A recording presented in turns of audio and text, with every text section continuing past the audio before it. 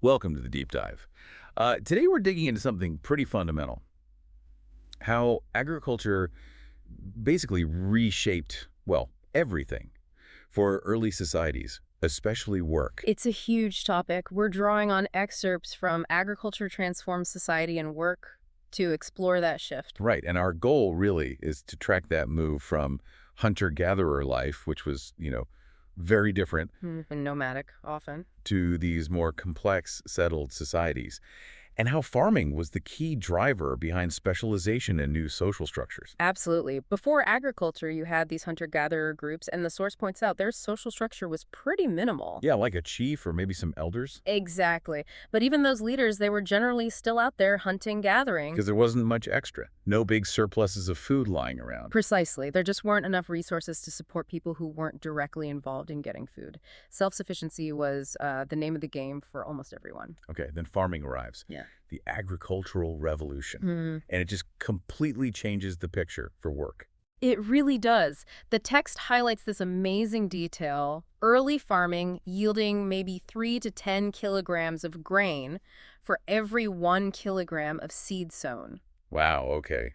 That's a serious return on investment, energy-wise. It's a game changer. That's the surplus. That's the key. Right, the extra food. For the first time, you have enough food to support people who aren't farming. And that's where new roles come in. Yes, the source talks about chieftains, village councils emerging, healers, priests, even warriors. Okay, so people who didn't have to spend all day finding or growing food. Correct. Because the farmers were producing more than they needed for just themselves and their families, these non-farmers could then focus on other things. Like leading or organizing or providing security. Exactly. And the source makes a good point. These specialists, in turn, probably helped make farming more productive and secure. Ah, so it's like a feedback loop. Yep. Surplus allows specialists help create more surpluses. Precisely. It reinforces itself and fundamentally changes the societal structure. And this doesn't just stay small scale, right?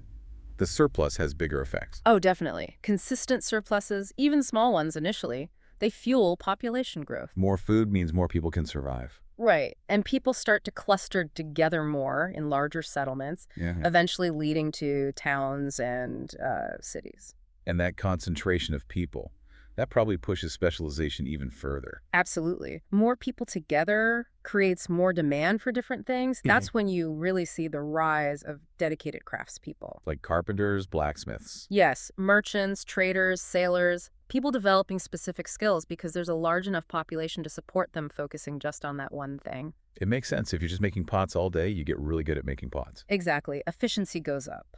The source suggests this specialization led to better skills overall, more efficient use of resources. And ultimately, a better quality of life. A higher standard of living for, well, maybe not everyone equally, but for the society as a whole. Generally, yes. Compared to the precariousness of hunter-gatherer life, reliable food production brought a new level of stability and comfort for many. So that stability is key too. Not just more stuff, but more predictability. Definitely. A more resilient system overall, with different parts supporting each other. Okay, so wrapping it up, agriculture creates this crucial food surplus.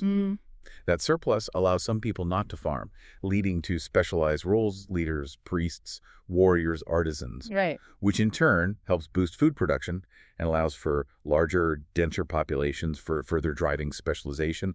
It's a move away from that more egalitarian hunter-gatherer setup. A profound transformation, really, and it kind of sets the stage for everything that follows. It really makes you think, doesn't it? It does. You know, what's interesting to ponder now is those first specializations were born from food surplus. Right. It makes you Yeah. wonder, what are the surpluses of today? Maybe information, automation capacity? And how might those surpluses be creating the next big shifts in how we work, how we organize ourselves, how we live? That's a fascinating thought to leave people with. What's the next agricultural revolution, in a sense? Something to keep an eye on, definitely.